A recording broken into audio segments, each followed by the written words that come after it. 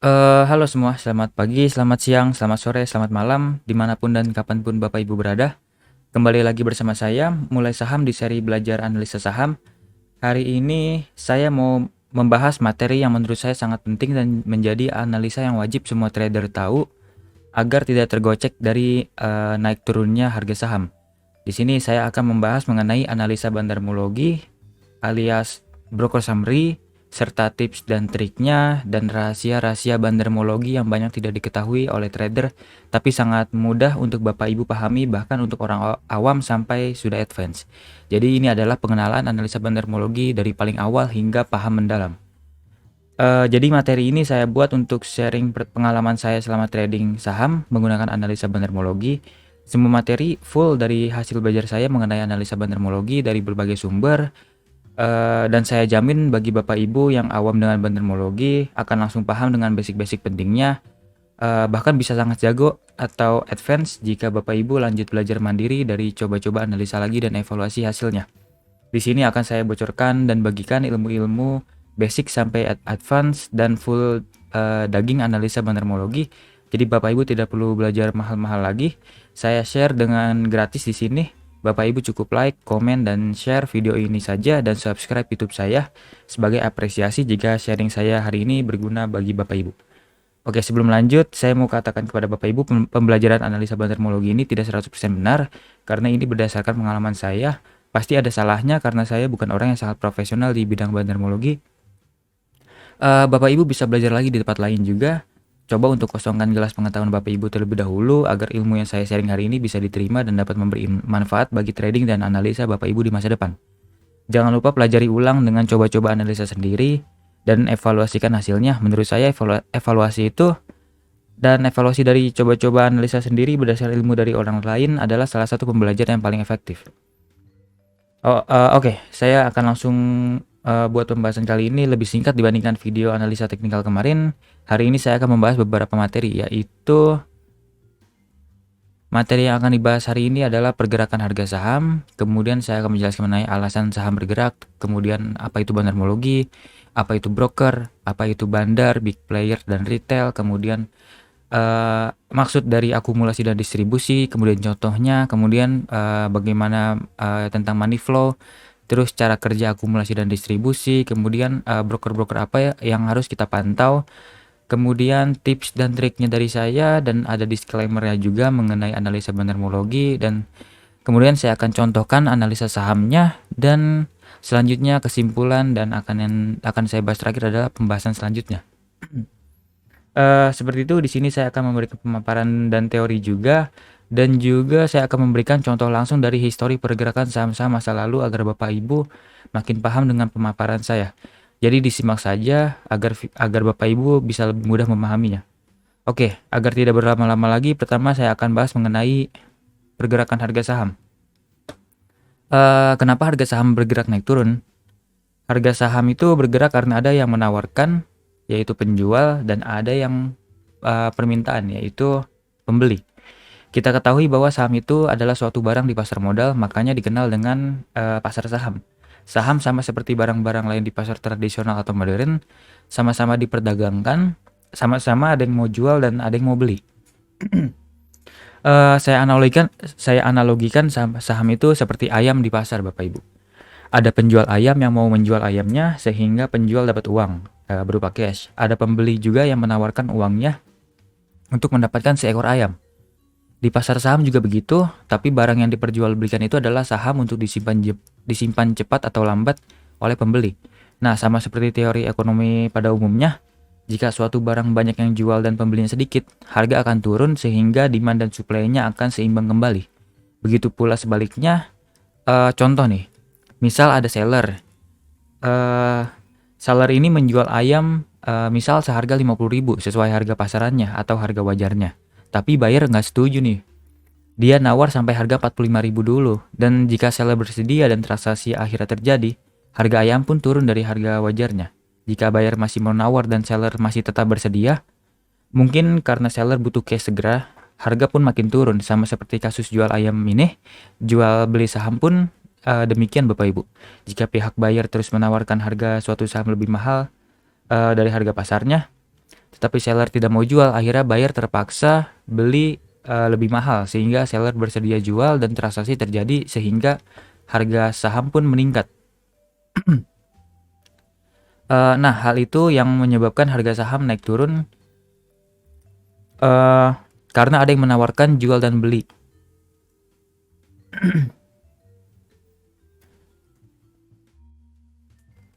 Apalagi untuk saham ya Bapak Ibu, hal ini juga terjadi bahkan di setiap detiknya karena, khususnya itu saham-saham liquid karena saham-saham liquid seperti blue chip itu tiap detiknya ada transaksi, jadi setiap detik itu pasti ada kenaikan penurunan.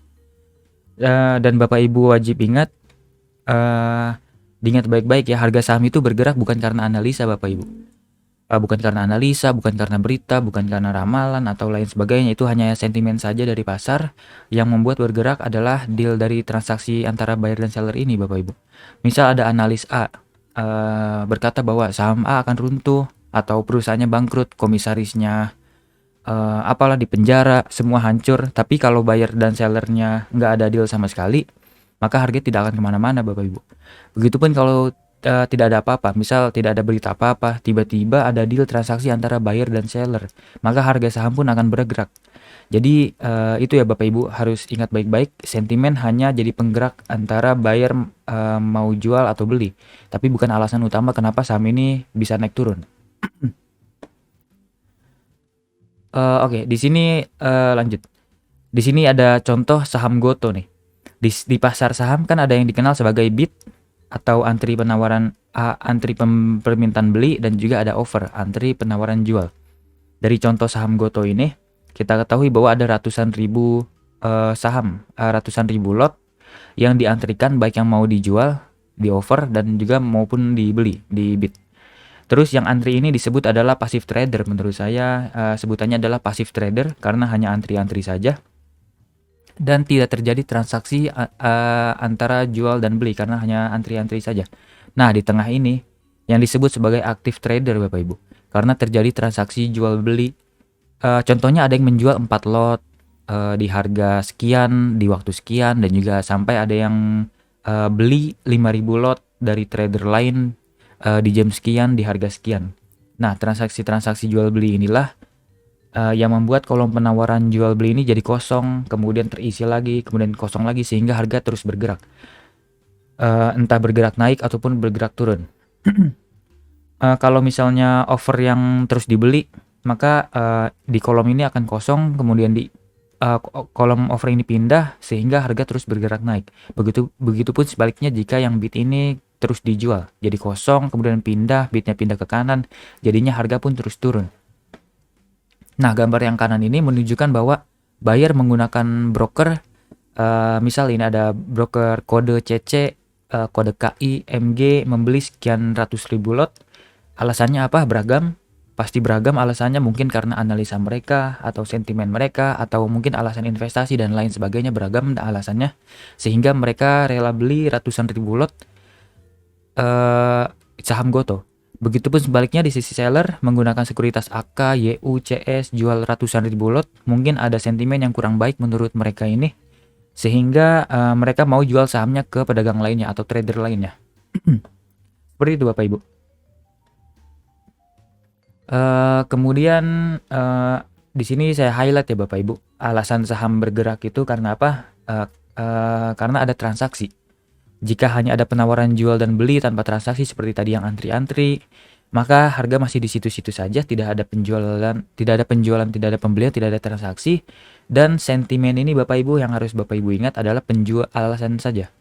Alasan kenapa penjual dan pembeli mau menjual dan beli suatu saham. Jadi kalau misalnya hanya ada sentimen tanpa ada transaksi, ya harga tidak akan kemana-mana Bapak Ibu. Seperti itu. Oke, lanjut ke apa itu bantermologi. Menurut saya ya, ini kata-katanya saya ambil dari internet Bapak Ibu. Analisa bantermologi adalah ilmu yang mempelajari tentang bagaimana orang-orang menggunakan pergerakan bandar saham atau broker saham guna mengetahui pergerakan harga saham dalam waktu dekat maupun dalam waktu panjang. Ini contoh dari transaksi saham X. Ini ada investor-investor atau trader-trader atau apalah itu dari sekuritas AK, total beli saham X ini sebanyak 263,1 miliar total nilai saham X di AVG areanya di harga sini. Dari berbagai penjual yang rela menjual sahamnya ke AK. Semua jejak transaksi ini terbuka oleh OJK dan Bursa Efek ya Bapak Ibu, bisa Bapak Ibu pantau di sekuritas masing-masing. Terus pertanyaannya, analisanya bagaimana? Nah, sudah lihat data ini terus bagaimana ya? Nah, di sini analisa bandermologi itu kita melihat pola pergerakan big money atau uang-uang besar Bapak Ibu dari berbagai broker atau sekuritas. Maksud dari big money apa? Big money itu adalah suatu individu yang punya uang banyak atau organisasi dengan uang besar yang menjadi market maker alias penggerak harga saham. Bisa perorangan dengan uang banyak atau institusi untuk investasi atau untuk contohnya fund manager Bapak Ibu yang mengelola dana investor dengan nilai AUM yang mungkin bisa miliaran rupiah Bapak Ibu. Nah, atau bisa lain sebagainya deh. Kemudian lihatnya bagaimana? Kita lihat apakah ada akumulasi atau pembelian besar atau sedang atau sedang terjadi distribusi alias penjualan besar oleh big money. Oke. Di sini ada contohnya ya Bapak Ibu. Ada contoh transaksi saham X. Ini saya tidak sebut sahamnya dan kebetulan di sini saya pakai Mirai Asset dan Stockbit Bapak Ibu untuk menganalisa bandermologi ini. Jadi untuk Mirai Asset kode toolsnya itu ada di 0011 Bapak Ibu yang menggunakan Mirai Asset bisa cek ke sana. Nanti ada kode sahamnya dan tanggal-tanggalnya. Nanti bisa atur sendiri. Kemudian untuk Stockbit bisa tinggal klik di bagian bandar detektornya ya Bapak Ibu. Ada di paling kanan biasanya. Kanan dan bagian bawah. Oke, ini contohnya ada AK, TP, CC, dan lain-lain membeli terus saham X dengan total net beli sebesar ratusan ribu lot ini ya Bapak Ibu. Ratusan miliar juga nih. Pembeliannya super besar. Kemudian ZP, RX, CC, dan lain sebagainya ini. CS maksud saya. Dan lain-lain ini menjual saham X dengan net total net volumenya itu sebesar ratusan ribu lot juga alias ratusan miliar juga. Jadi untuk penjelasan akumulasi dan distribusi akan saya jelaskan nanti. Sekarang saya mau bahas mengenai broker-brokernya dulu ini Bapak Ibu. Agar Bapak Ibu paham cara melihat kode-kode ini. Kok ada yang warna merah, ada yang warna ungu, ada yang warna hijau, dan lain sebagainya. Terus kode-kode ini artinya apa? Nanti kita bahas ya. Jadi yang pertama, oke. Apa itu broker? Broker atau sekuritas adalah tempat jual beli saham dan sudah terdaftar di OJK. Contohnya broker Mirai Asset, Stockbit, Sukor, Trimegah, dan kodenya itu ada AK, AKTP, ZP, RX, dan lain sebagainya. Ini adalah kode-kode broker Bapak Ibu. Jadi transaksi Bapak Ibu ini selalu tercatat berikut dengan kode sekuritas yang Bapak Ibu gunakan. Bapak Ibu bisa lihat nama-nama dari broker ini ada di website IDX ini ya Bapak Ibu. Jadi Bapak Ibu bisa cek, misalnya ada kode AF, itu nama perusahaannya apa, Harita Kencana Sekuritas, AK adalah UBS Sekuritas Indonesia, dan lain sebagainya. Jadi bisa lihat di website ini. Kemudian warna-warna ini Bapak Ibu biasanya adanya di Stockbit, kemudian ada di Sekuritas IPOT kalau tidak salah. Warna-warna ini menandakan bahwa perusahaan ini perusahaan sekuritas ini apakah asing, lokal, atau BUMN. Jadi boleh diingat-ingat ini karena cukup oke juga, tapi tidak wajib diingat ya Bapak Ibu. Bukan hal yang wajib, tapi nanti saya jabarkan dari beberapa kode broker yang perlu diingat karena pergerakannya dapat Bapak Ibu lihat dengan mudah. Kemudian saya mau bahas mengenai apa itu bandar, big player, dan retail. Ini menurut saya saja ya Bapak Ibu. Disclaimer dulu, ini definisi dari saya, jadi bisa saja salah, tapi saya sering nemunya seperti ini Bapak Ibu. Retail itu adalah individu dengan uang kecil, bisa mulai dari ratusan ribu rupiah hingga sampai ratusan juta. Biasanya pergerakannya itu kompak sama retail-retail yang lain. Jadi ada teori bahwa retail itu punya otak yang sama karena pergerakannya sering kompak Bapak Ibu. Entah ada di sisi buy atau di sisi sell. Walaupun retail sangat masif di pasar saham, tapi pergerakannya tuh seperti teratur dan sering bersama-sama walaupun tanpa komando.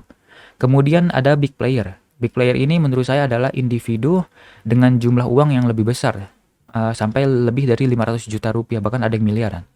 Contohnya itu banyak lah ya, saya tidak perlu sebut nama. Tapi big player ini yang sering memainkan saham-saham lapis 3 sampai terkadang lapis 2 atau saham-saham yang tidak liquid karena uang mereka itu besar Bapak Ibu. Harga saham yang mereka beli pun seringkali naik tidak karuan. Selanjutnya ada bandar. Bandar ini adalah individu atau institusi yang tugasnya itu menjaga likuiditas suatu saham dan menentukan harga saham mau kemana, antara naik atau turun. Oleh karena itu, bandar ini disebut juga sebagai market maker. Bisa dibilang semua saham yang liquid dan non-liquid itu pasti ada bandarnya, kecuali saham yang sudah ada di tangan retail semua. Adalah beberapa saham yang sudah ada di retail semua, itu udah tidak ada bandarnya Bapak Ibu. Dan bahkan untuk saham blue chip pun ada bandarnya menurut saya. Dan kita tahu bahwa saham-saham blue chip dibandari oleh bandar-bandar asing ya Bapak Ibu. Pergerakannya tuh suka bareng sama pergerakan asing. Kemudian saham lapis 2 dan lapis 3 tuh lebih beragam bandarnya. Ada yang lokal, ada yang asing, seperti itu Bapak Ibu. Kemudian di sini saya mau bahas mengenai akumulasi dan distribusi. Akumulasi ini ada definisinya, menurut saya adalah pengumpulan atau pembelian saham oleh suatu broker atau beberapa broker dengan jumlah masif. Itu maksud dari akumulasi. Kemudian distribusi adalah pengedaran atau penjualan saham oleh suatu broker atau beberapa broker dengan jumlah yang sangat masif. Maksudnya apa? Misal ada bandar saham X. Misalnya Bu, nih ya Bapak Ibu. Dan bandar saham X ini dia mau menaikkan harga sahamnya. Akhirnya bandar ini membeli semua saham X dari semua penjual yang ada di pasar. Setelah semua saham X ada di tangan bandar, tidak ada penjual lagi dong ya. Nah, di situ akhirnya peminat saham X akan beli dari bandar, dan bandar pun berhak mau menaikkan atau menurunkan harganya karena barangnya sudah ia akumulasi sebelumnya dan barang-barangnya udah ada di mereka semua. Nah, saat akumulasi ini pasti dilakukan oleh sedikit individu atau si bandar itu saja kan, paling hanya 1-2 orang atau beberapa institusi aja, karena mereka beli dari banyak penjualnya yang lain. Itulah kenapa saat akumulasi broker di buyer side itu lebih sedikit daripada di seller side. Tentu karena ingin dinaik turunkan oleh market maker. Seperti itu Bapak Ibu. Dan untuk distribusi sama. Jadi penjualnya itu yang lebih banyak, dari bandarnya itu mengedarkan sahamnya ke para retail dan pembeli-pembelinya. Jadi otomatis maka seller side-nya itu lebih sedikit daripada buyer. Ini adalah contoh untuk akumulasi Bapak Ibu. Bapak Ibu bisa lihat ini saham X, broker YP ini Bapak Ibu. Broker YP dan AN ini belinya sangat luar biasa besar dibanding yang pembeli yang lain. Bapak Ibu bisa lihat karena semakin sedikit barang di pasar ya Bapak Ibu, semuanya ada di tangan YP dan AN. Jadinya jika ada yang mau beli saham ini, pasti akan ke YP dan AN ini ya Bapak Ibu. Atau broker-broker yang lainnya yang jumlahnya lebih sedikit deh. Sehingga bandar ini pasti mau menaikkan harganya biar untung kan. Karena harganya dinaikkan sehingga harganya semakin mahal, harga pun naik. Nah, di sini ciri-ciri akumulasi yang menurut saya sukses Bapak Ibu, yaitu bandar beli sangat banyak dan jumlah sellernya ini sangat banyak. Jadi berhasil akumulasi dari beberapa seller ini. Jadi buyer itu lebih dari sellernya ya Bapak Ibu. Kemudian di sini Bapak Ibu bisa lihat broker-broker buyernya cuma ada 14, di sini ada 14 dan sisanya sellernya ini ada 34, berarti terjadi akumulasi. Artinya apa? Dalam waktu dekat berarti saham ini akan dinaikkan karena investor atau trader pasti mau beli saham ini, mengikuti pergerakan bandar. Kemudian ini adalah contoh distribusi. Bapak Ibu bisa lihat di sini ada saham Y, misal saham Y. Ini ada broker MG dan CC jual luar biasa besar ya Bapak Ibu, 500.000 lot, 400.000 lot, lebih besar daripada broker-broker yang lain. Harga saham pun pasti akan semakin turun karena bandarnya masih akan terus jualan ke buyer-buyer lain yang banyak ini Bapak Ibu. Nah, disinilah ciri-ciri distribusi yang menurut saya sukses, yaitu bandar bisa jual sangat banyak ke buyer-buyer ini yang banyak banget ini Bapak Ibu. Dan jumlahnya juga sangat banyak alias distribusinya merata ke buyer-buyer ini. Jadi untuk distribusi seller ini hanya 14 broker dan buyer ada sampai 48 broker. Artinya market maker masih terus jualan sehingga saham ini akan terus turun. Terjadi distribusi besar-besaran. Seperti itu Bapak Ibu. Kemudian di sini saya mau bahas mengenai menurut saya cukup penting juga untuk dilihat, yaitu money flow, melihat pergerakan uang besar. Singkatnya itu money flow adalah melihat pergerakan uang besar, entah uang bandar ataupun big player. Di sini kita akan melihat bagaimana uang besar bergerak sehingga kita dapat melihat potensi sahamnya akan dinaikkan atau diturunkan. Tapi ingat dua hal ini ya Bapak Ibu. Uang besar adalah indikator yang tidak bisa bohong karena harga akan ada potensi harga ada potensi atau akan atau sedang dinaik turunkan. Jadi ingat hal ini. Kemudian karena transaksi ini pakai uang asli Bapak Ibu, pasti bandar atau big player tidak ingin rugi, uangnya digunakan sia-sia kan. Kemudian bandar tidak mau rugi, tidak mungkin ada bandar yang mau beli saham di harga atas misalnya dari retail, kemudian diturunkan ke bawah dan dijual di harga bawah, itu namanya rugi ya Bapak Ibu. Bandar pasti mau untung, belinya di bawah, jualnya pasti di atas. Jika terjadi jual di bawah, bisa jadi itu time frame bandarnya jangka panjang Bapak Ibu. Jadi mereka mau turunin lagi deh untuk beli lagi di harga bawah. Sehingga lama-lama dia akan ngangkat, tapi kita nggak tahu ke time frame-nya berapa lama, mungkin sampai bulanan atau mungkin tahunan. Seperti itu. Sehingga terpaksa diturunkan dulu biar belinya di bawah lagi. Kemudian nah, di sini saya mau bahas mengenai dua money flow analysis yang paling sering digunakan, yaitu pergerakan bandar asing dan juga pergerakan big money, mau asing maupun lokal. Pertama saya bahas asing dulu. Di sini contohnya adalah saham BBCA ya Bapak Ibu dan Unilever, UNVR. Pergerakan BBCA ini sangat mengikuti dari pergerakan asing. Asing beli, kemudian BBCA naik, asing jual, BBCA turun. Dan contoh lain yaitu saham Unilever ini. Pergerakan Unilever ini saat masa bearisnya ini, overall kita lihat bahwa terjadi penjualan terus ya oleh asing. Jadi sahamnya terus turun saat sudah akumulasi di bawah sini, harga pun Unilever naik pesat. Seperti itu Bapak Ibu. Dan sekarang saat sedang sideways ini, Bapak Ibu bisa lihat terjadi akumulasi terus. Pertanda apa? Bapak Ibu bisa jawab sendiri masing-masing ya, disclaimer on aja. Jadi saya tidak merekomendasikan Bapak Ibu beli atau jual saham Unilever. Seperti itu.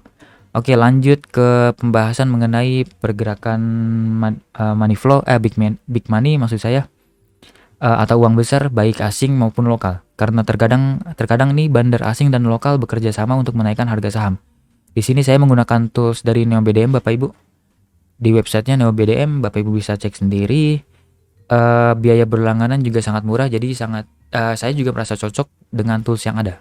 Jadi langsung cek saja ya. Di sini misal ada saham A dan saham B. Saya tidak sebutkan kodenya karena takut disangka pom-pom. Di sini Bapak Ibu bisa lihat saat money flow terus out, di sini uang bandar terus keluar, akhirnya masuk ke fase bearish ya Bapak Ibu, turun terus. Di sini uang-uang besar dari bandar foreign atau bandar big player retail, kemudian ada bandar institusi, terus jualan sehingga sahamnya terus turun ya Bapak Ibu. Saat mulai ada akumulasi lagi di bawah sini, perlahan terjadi peningkatan, bahkan peningkatannya terkadang langsung tinggi seperti ini Bapak Ibu di hari kemarin. Sama seperti saham A, saham B juga seperti itu. Uang-uang besar terus masuk, di sini terus masuk. Saham ini pun terus dibawa naik. Saat harga turun pun big money masih terus akumulasi sehingga akhirnya harga saham ini pun naik kembali karena big money masih ingin saham ini terus diangkat ke atas karena asing yang beli di atas ini tidak mungkin mau rugi jual di harga bawah. Kemudian apakah saham ini akan terus dibawa naik, kita lihat saja nanti, tapi menurut saya ini masih ada potensi Bapak Ibu, turun masih diakumulasi berarti ada potensi untuk diangkat naik ke atas. Seperti itu. Jadi Bapak Ibu melihat pergerakan bandar hanya dengan bantuan tools ini saja sudah cukup ya Bapak Ibu. Ada di internet maupun ada di Sekuritas. Tapi perlu diingat money flow detector ini adalah algoritma yang dibuat oleh sistem. Jadi bisa saja sistem ini salah membaca yang membuat hasil trading kita dan analisa kita gagal. Perlu ada broker summary juga di sekuritas masing-masing dan apakah ada akumulasi atau distribusi yang besar via tools sekuritas masing-masing Bapak Ibu. Seperti itu. Jadi jangan full percaya dengan money flow, tapi Bapak Ibu juga perlu lihat dari broker summary-nya. Kemudian di sini saya mau bahas mengenai cara kerja akumulasi dan distribusi yang ada di market. Di sini ada yang disebut sebagai teori Wyckoff Market Structure Bapak Ibu. Ini adalah struktur paling dasar cara kerja bandar menggoreng saham. Jadi pertama ada akumulasi di area sideways ini, area bottoming. Kemudian setelah bandar merasa barangnya sudah cukup, barulah diangkat harganya, harga sahamnya agar bandar bisa jualan di harga atas ya Bapak Ibu.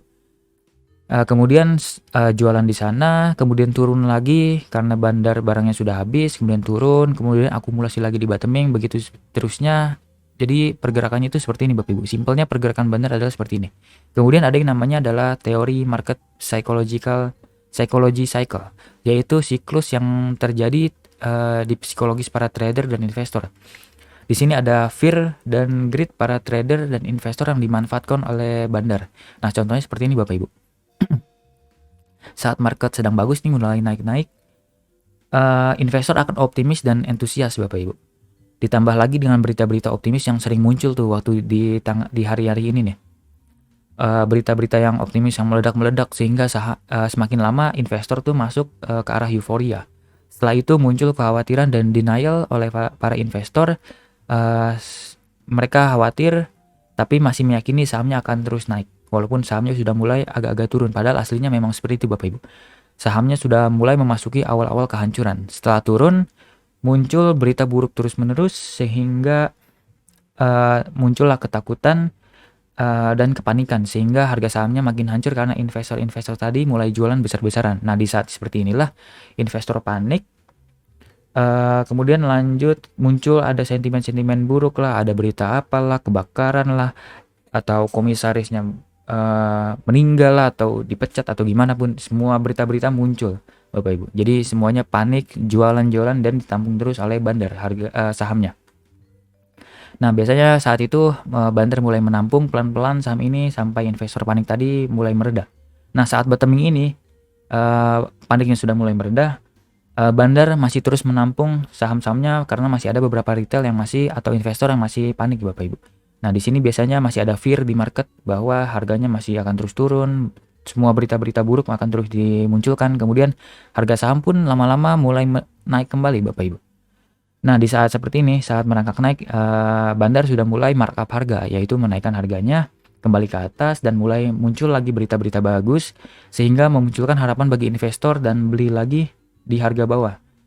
Beli lagi kemudian terus naik lagi, kemudian dibeli lagi dan berita terus muncul. Nah, karena investor tadi beli kembali, akhirnya harga saham pun terus meningkat. Kemudian karena terus meningkat, investor pun makin optimis dan greedy lagi Bapak Ibu. Dan beli lagi sahamnya seperti itu, dan begitulah seterusnya, mulai panik lagi, jualan lagi, denial lagi dan lain sebagainya. Begitulah seterusnya. Oleh karena itu ada quotes Bapak Ibu. Quotes dari Warren Buffett bilangnya begini.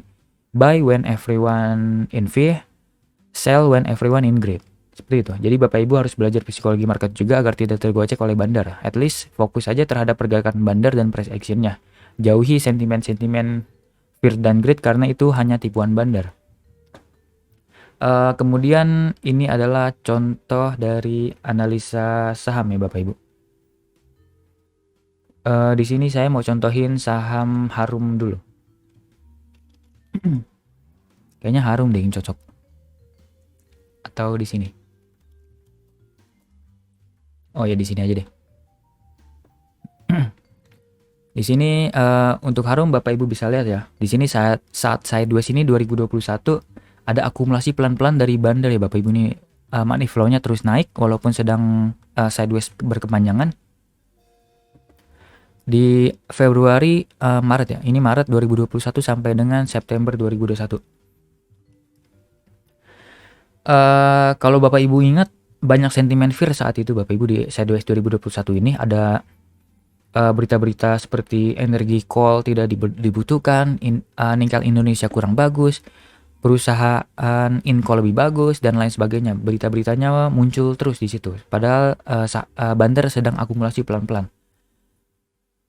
Kemudian Bandar pun terus menampung barang-barang jualan retail yang takut tadi dari berita-berita itu. Kemudian harga saham pun diangkat naik saat September 2021 ini. Nah, saat naik ini muncul berita-berita bagus Bapak Ibu. Bahkan sampai 2000 Januari atau Maret ya. Ini Maret 2022, April 2022 masih terus diangkat naik. Saat itu Bapak Ibu bisa ingat bahwa sentimen Harum sangat luar biasa, entah ada EV, perang Rusia, energi terbarukan dan lain sebagainya. Semua berita dimasukin Bapak Ibu biar optimis semua investornya dan Bandar pun biar bisa jualan di atas. Saat itu Bapak Ibu bisa ingat bahwa sentimennya sangat bagus ya Bapak Ibu. Dan saat itulah Bandar mulai jualan pelan-pelan nih sejak Januari 2022. Jualan pelan-pelan ke retail, ke investor-investor yang tadi yang terpengaruh oleh sentimen, muncul apa ya namanya, berita-berita yang bagus-bagus terus Bapak Ibu. Nah, saat bandar mulai jualan ini pelan-pelan mulai ada pergerakan sideways ya Bapak Ibu. Jadi sudah masuk ke fase distribusi, tapi masih kecil ini Bapak Ibu, masih cukup kecil tapi masih terlihat sudah mulai ada distribusi dan mulai ada sentimen-sentimen bagus biar retail terus menampung barang dari bandar. EBT, mobil listrik, nikel Indonesia, baterai dan lain sebagainya, ada Tesla dan kawan-kawannya. Nah, hal inilah yang membuat para investor ini yang beli di pucuk ini terjebak Bapak Ibu oleh optimisme dan optimisme pasar itu. Nah, kalau Bapak Ibu hiraukan sentimen ini dan fokus pada pergerakan bandar, Bapak Ibu bisa profit luar biasa ini. Bapak Ibu bisa akumulasi di tahun 2021 ini dan jual pelan-pelan di pucuk di 2022. Dan sekarang Bapak Ibu mungkin barangnya sudah habis karena sudah dijual habis di harga atas. Seperti itu. Jadi banyak investor yang sering terjebak oleh optimisme dan pesimisme pasar karena mereka tidak melihat pergerakan money flow-nya. Seperti itu. Kemudian di sini saya mau bahas mengenai ini broker-broker yang menurut saya harus Bapak Ibu pantau khusus. Ini adalah list broker-broker yang harus kita pantau. Ada broker asing yaitu ada RX, ZP, YU, KZ, CS, AK, BK. Saya lupa nama-nama perusahaannya, tapi ini adalah broker-broker yang paling sering muncul jika bandar asingnya mau mengangkat harga saham tersebut. Kemudian broker-broker ini yang biasa dipakai oleh bandar lokal seperti KI, DX, AO, IF, AP, HD. Kalau nggak salah KI itu Cipta Dana, IF itu Samuel, dan sisanya saya lupa nama-namanya, tapi ini adalah broker-broker yang sering muncul kalau misalnya mau membandari saham lokal. Seperti itu. Kemudian ini adalah broker-broker retail yang Bapak Ibu wajib pantau seperti YP, PD, XC, KK, CP ini nih. Ini adalah broker-broker retail yang pergerakannya sering kompak. Kemudian ini ada broker yang warna biru ini yaitu MG, AZ, LG, NI, CCODSK. Ini adalah broker-broker yang sering dipakai oleh retail tapi tidak jarang dipakai juga oleh big player Bapak Ibu, seperti individu dengan uang besar ataupun institusi. Kita tahu bahwa MG adalah brokernya Semesta ya. Ini adalah broker yang sering dipakai oleh big player yang duitnya ratusan juta sampai miliaran, sering juga membandari saham-saham lapis 3 maupun lapis 2. Banyak uang besar yang bermain dari MG. Jadi bisa jadi ini antara retail ataupun big player. Kemudian AZ dan LG pun sama. Mereka ini punya aset manajemen yang salah satu terbaik di Indonesia, yaitu Sukor Invest dan juga Trimega Asset Management ya. Dengan AUM yang sangat luar biasa, jadi uangnya itu sangat luar biasa besar sampai puluhan dan ratusan miliar. Jadi institusi ini bisa beli via AZ dan LG. Jadi tidak jarang AZ dan LG ini bertindak sebagai market maker di suatu saham. Kemudian ada NI, CC, ODSK, ini adalah broker-broker BUMN. Tidak jarang juga mereka membandari saham-saham BUMN atau saham kecil lain karena ada institusi yang sedang bermain dengan broker ini. Tapi tidak jarang juga, tidak jarang broker-broker MG, AZ, LG, NI, dan kawan-kawan ini isinya adalah retail-retail juga Bapak Ibu. Kadang-kadang ada institusi, tapi lebih sering retail sih kalau misalnya nilai pembelian atau penjualnya kecil. Jadi Bapak Ibu harus pantau saham-saham atau broker-broker ini ya Bapak Ibu. Kalau misalnya muncul di saham-saham lapis 3 ataupun lapis 2. Terus dipantau apakah ini adalah retail ataukah ini adalah bandar, seperti itu. Kemudian saat saham sedang diakumulasi oleh bandar, di sini saya tuliskan bahwa ada potensi ya Bapak Ibu. Ingat, ini hanya potensi bahwa saham ini akan terus naik kembali. Kemudian kalau ada distribusi dari bandar, ada potensi juga, potensi turun. Dan di sini saya tidak tulis ada retail akumulasi atau distribusi karena uang retail pasti tidak mungkin sebanyak dari uang big money, big player ataupun bandar ya Bapak Ibu. Kemudian, tapi bagaimana kalau ada satu broker retail yang akumulasi raksasa dan sisanya malah jualan? Seperti ini. Bagaimana jika ada 1 sampai 2 broker retail yang akumulasi dan broker-broker retail lain yang jualan atau sebaliknya, seperti ini. Dan menurut saya ini apakah pertanyaannya adalah berarti ada retail juga dong yang menguasai saham ini? Tentu tidak menurut saya Bapak Ibu. Hal ini menandakan bahwa ada bandar bertopeng retail. Sebutannya menurut saya Bapak Ibu bandar bertopeng retail. Bandar ini beli pelan-pelan atau akumulasi pelan-pelan menggunakan broker retail biar disangka retail oleh retail-retail yang lain. Tapi sebenarnya ini tuh bandar, dan kita lihat di sini retail-retail yang lain malah kompak jualan. Ini baru retail sesungguhnya Bapak Ibu, dan nilainya juga mulai serempak. Ini adalah retail yang asli yang jualan ke bandar YP. Seperti itu Bapak Ibu. Di sini bisa kita lihat dari contoh yang ini, YP ini bisa dibilang bandar karena nilainya sangat besar 2,5 miliar, pembeli yang lain malah di bawah 100 juta ya Bapak Ibu. Dan ini adalah PD ini adalah menurut saya bandar juga bertopeng retail. Nilainya ini sangat besar ya Bapak Ibu. Dan pembeli lain adalah retail-retail, ada YP, GR, mungkin CC, KKOD, ini nilainya serempak. Mirip-mirip, kalau PD ini nilainya sangat luar biasa besar, 90 miliar dibanding yang lainnya. Cuma ini adalah bandar. Saya mengasumsikan ini adalah bandar-bandar yang bertopeng retail. Seperti itu. Kemudian kalau Bapak Ibu bisa lihat di sini pergerakannya retail itu sama karena teori ini sudah terbukti ya Bapak Ibu. Teori yang sebelumnya saya sebut, yaitu teori retail itu suka kompak tanpa komando. Jualnya mirip-mirip, seragam, nilai belinya juga seragam, nilai jualnya seragam, di sini mirip-mirip. Jadi retail ini biasanya bergerak secara kompak. Kemudian kalau misalnya ada bandar bertopeng retail ini, Bapak Ibu harus pantau ketat. Dan ada potensi dalam waktu dekat sahamnya akan dinaik turunkan, tapi cukup tricky ya Bapak Ibu. Kita juga tidak tahu kapan bandar sudah jualan atau belum, karena retail-retail dengan kode broker yang serupa, misalnya ada retail YP mau beli dan bandar YP jualan, jadi nilainya bisa seimbang. Jadi net buy atau net sell-nya ini sangat kecil, jadi tidak terlihat di broker summary. Jadi Bapak Ibu butuh tools money flow untuk memastikan big money belum keluar atau sudah keluar. Seperti itu Bapak Ibu. Jadi harus diwaspadai bandar bertopeng retail ini.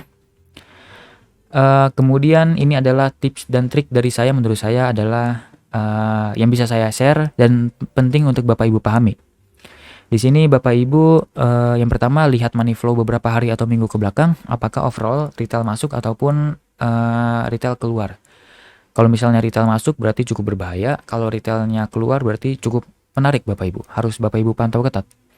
Kedua, jika broker retail kompak ada di seller side, ini menarik Bapak Ibu. Dan sebaliknya berbahaya, seperti contoh sebelumnya. Kalau ini kompak ada di seller side, menarik. Kalau ada di buyer side, bahaya.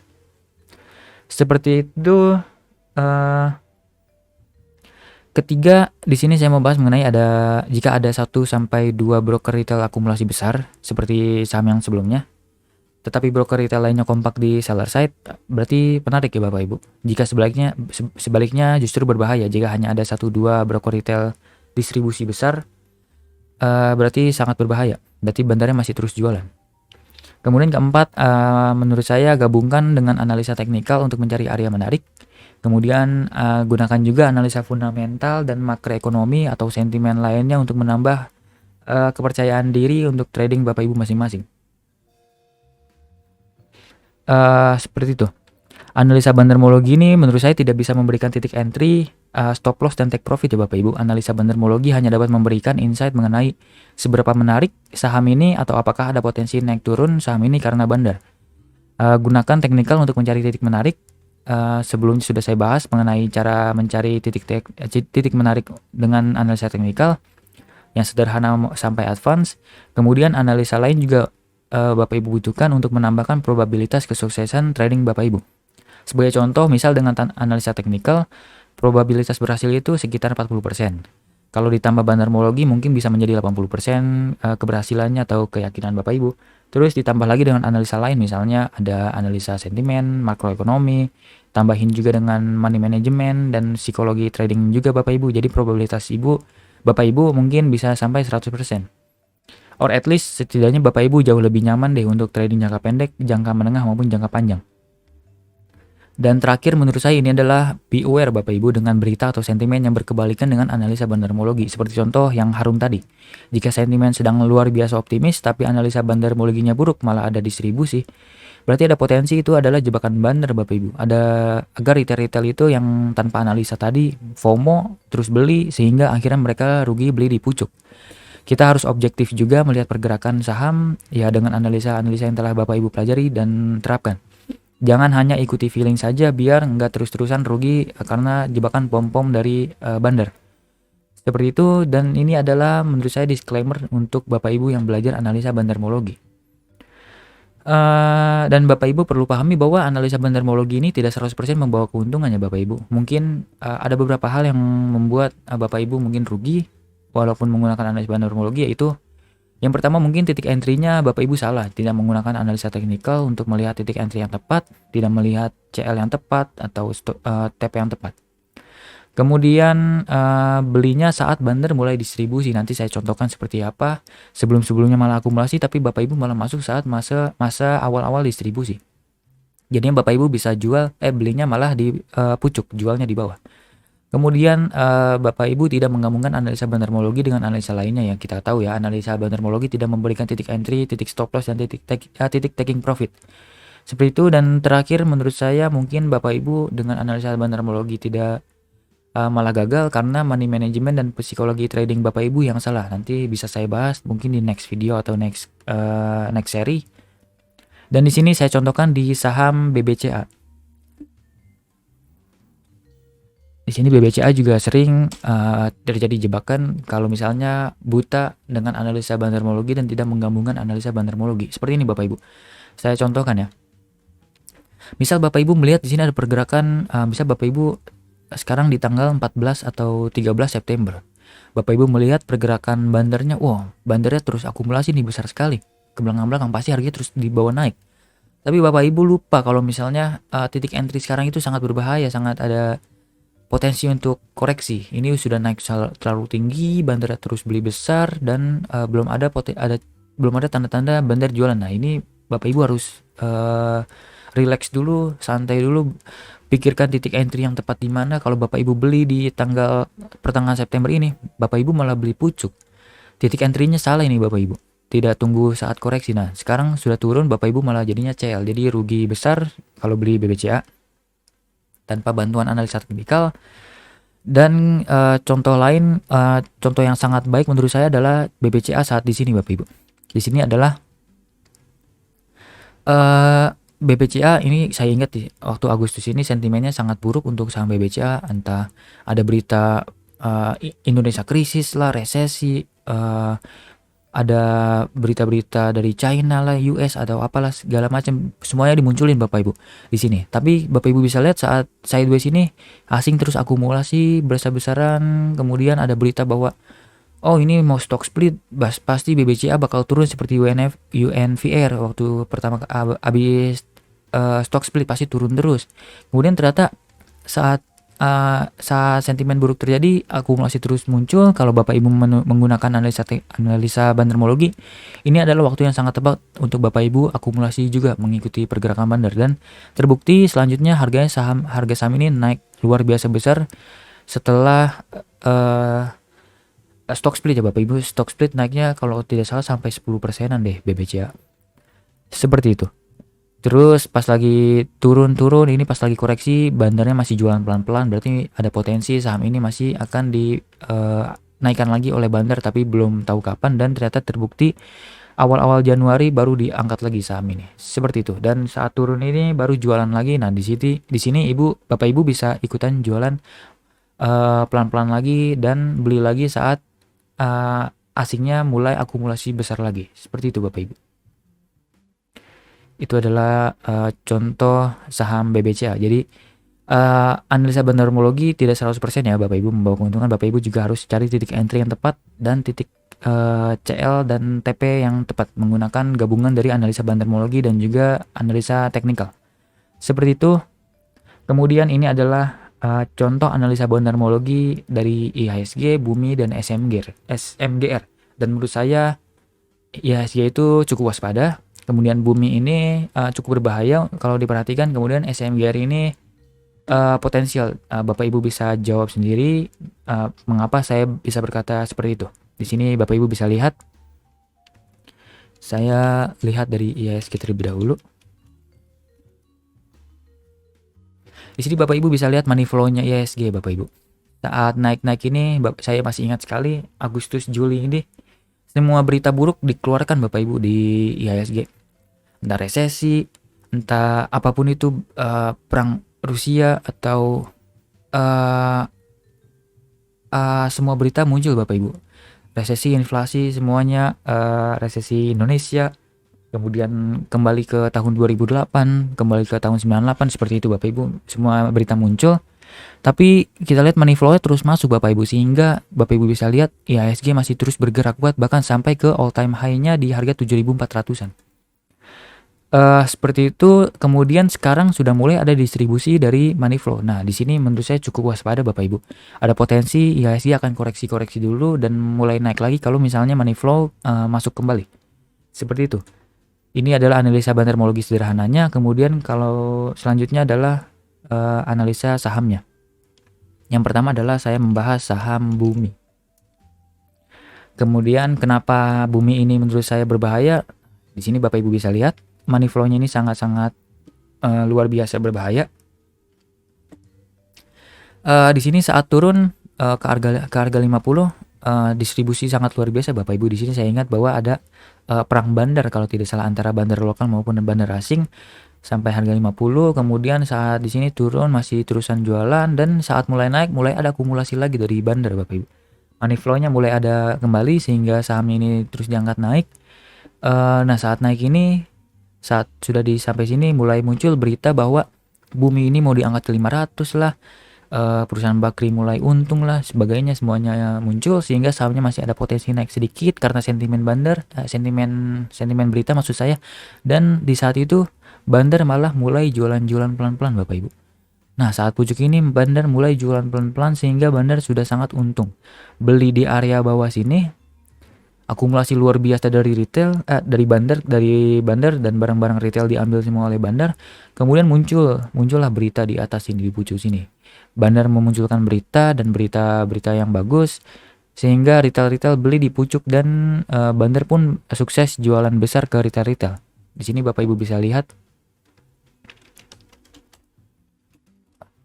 untuk Bumi, kita tarik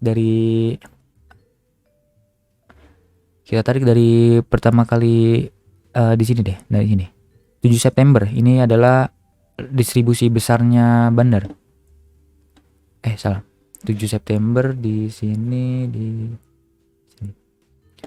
Nah, di sini Bapak Ibu bisa lihat luar biasa Bapak Ibu, ini penjualannya sangat besar dari bandar-bandar. Ada CC, MGK, ZYJ, ZP, ini jualannya 200 miliar above, di atas itu jualan sangat luar biasa besar. Kemudian akhirnya Bumi itu pun terus turun karena bandarnya sudah jualan ke retail dan pembelinya kita lihat Bapak Ibu, retail Bapak Ibu. Ada YP, SQ, PD, LG, NI, kemudian di bawah-bawahnya mungkin masih ada XC dan kawan-kawannya, mungkin retail di sini tidak muncul di Stockbit. Seperti itu untuk saham Bumi. Jadi menurut saya saham Bumi masih sangat berbahaya karena bandar masih terus distribusi luar biasa besar. Kemudian lanjut ke saham SMGR.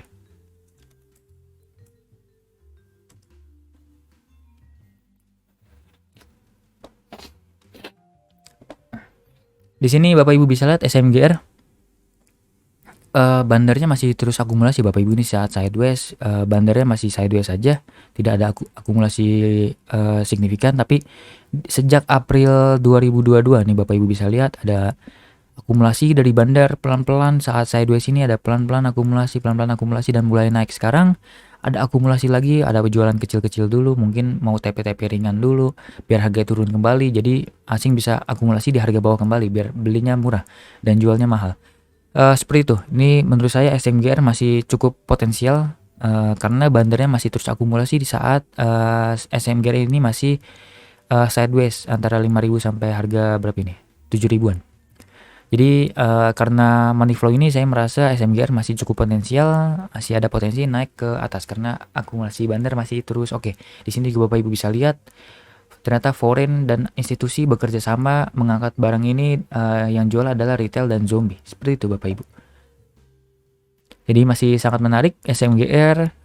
Bumi sudah berbahaya dan IHSG pun harus waspada karena ada potensi masih ada koreksi. Seperti itu. Jadi ini salah. Harusnya analisa bandarmologi. Saya lupa ganti. Di sini tips belajar analisa bandarmologi dari saya. Menurut saya belajar dari histori pergerakan bandar di beberapa saham blue chip, kemudian second liner dan third liner. Bapak Ibu bisa pelajari pergerakannya seperti apa. Dan juga biasanya di tiap ini, di tiap sektor punya pergerakan masing-masing, seperti misalnya atau di tiap grup, misal di grup MNC pergerakan bandar seperti apa, grup Panin seperti apa, grup banking Bevin dan Goto seperti apa gitu, dan lain sebagainya. Biasanya berbeda-beda tapi intinya tetap sama, kalau ada bandar masuk berarti harga sahamnya ada potensi naik. Seperti itu. Kemudian bandarmologi ini hanya tools, menurut saya Bapak Ibu tetap harus pelajari analisa lain agar profit trading Bapak Ibu jauh lebih maksimal. Menurut saya analisa yang paling penting dipelajari adalah analisa bandarmologi dan teknikal, itu saja sudah cukup.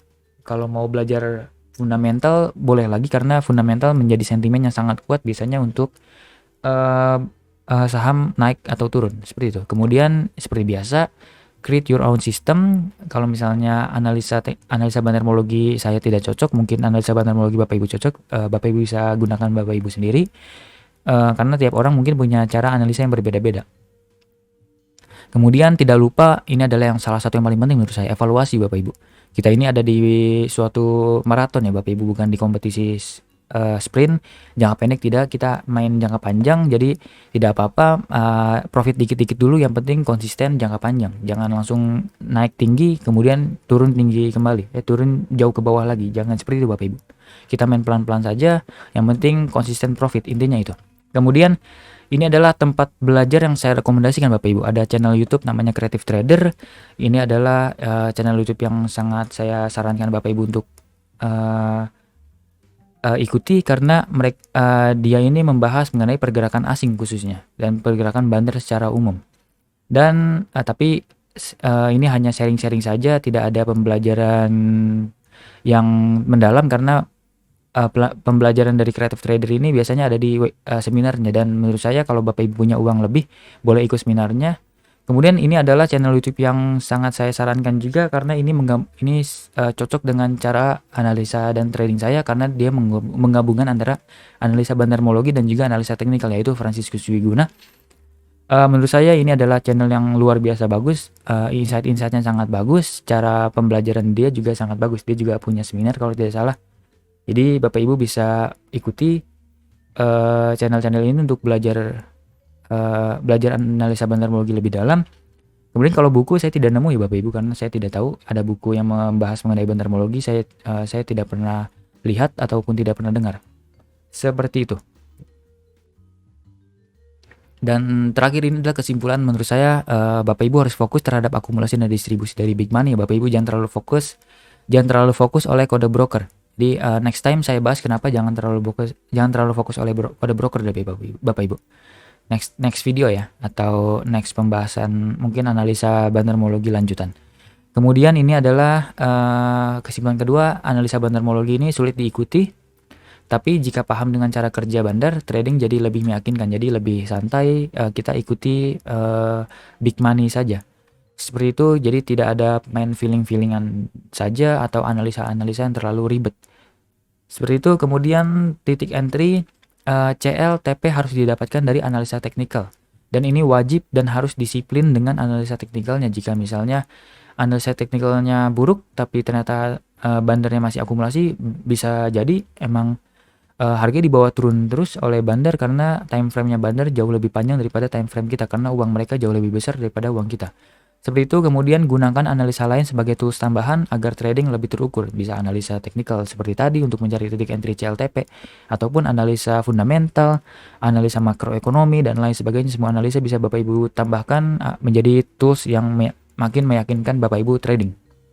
Seperti itu. Kemudian video selanjutnya menurut saya yang akan saya bahas adalah cara menggabungkan antara analisa teknikal dasar dengan bandarmologi dasar. Di sini saya hanya akan membahas dasar-dasarnya saja, biar Bapak Ibu makin paham. Kalau terlalu advance mungkin saya tidak bisa memberikan secara gratis di YouTube, dan mungkin saya tidak akan share ke mana-mana.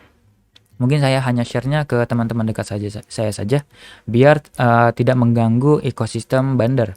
Kalau kata Creative Trader, biarkan retail memberikan uang kepada bandar-bandar. Jadi pergerakan bandar tidak bisa dideteksi dengan mudah oleh retail. Jadi saya di sini hanya memberikan basic-basicnya saja, dan semoga basic-basicnya ini Bapak Ibu sudah paham dan bisa mempraktekkan ke trading Bapak Ibu. Seperti itu. Kemudian silakan komen sama apa saya komen mau saya bahas apa lagi, mungkin bahas tentang A, tentang B, tentang C, Bapak Ibu bisa komen. Nanti mungkin kalau misalnya pembahasannya oke, akan saya bahas di video selanjutnya. Seperti itu, oke, terima kasih. Semoga Bapak Ibu dapat paham mengenai analisa bandarmologi yang saya paparkan. Kemudian like dan share video ini jika bermanfaat. Subscribe juga YouTube Mulai Saham dan aktifkan lonceng notifikasi agar Bapak Ibu tidak ketinggalan informasi mengenai pasar saham ya. Silakan juga komen jika ada pertanyaan dan ingin berdiskusi mengenai analisa bandarmologi dari Bapak Ibu. Di sini komen terbuka lebar. Saya siap untuk berdiskusi mengenai analisa bandarmologi. Mungkin saya bisa dapat insight dari Bapak Ibu dan Bapak Ibu bisa dapat insight juga dari saya. Kita sama-sama saling bertukar pikiran dan saling berdiskusi. Jangan ada yang toksik ya Bapak Ibu. Kemudian oke. Semoga hasil sharing saya kali ini bermanfaat dan dapat membuat hasil trading Bapak Ibu makin profit. Kita sama-sama bisa berinvestasi dan trading saham dengan aman dan terukur tanpa kena pom-pom terus. Capek kan kalau kena pom-pom terus, jadi rugi terus kita. Oke, terima kasih telah menyimak dan terima kasih juga apabila Bapak Ibu sudah like dan subscribe channel ini. Terima kasih banyak apresiasinya. Sampai jumpa di video selanjutnya Bapak Ibu. Sekian, selamat pagi, selamat siang, selamat sore, dan selamat malam Bapak Ibu dimanapun dan kapanpun berada.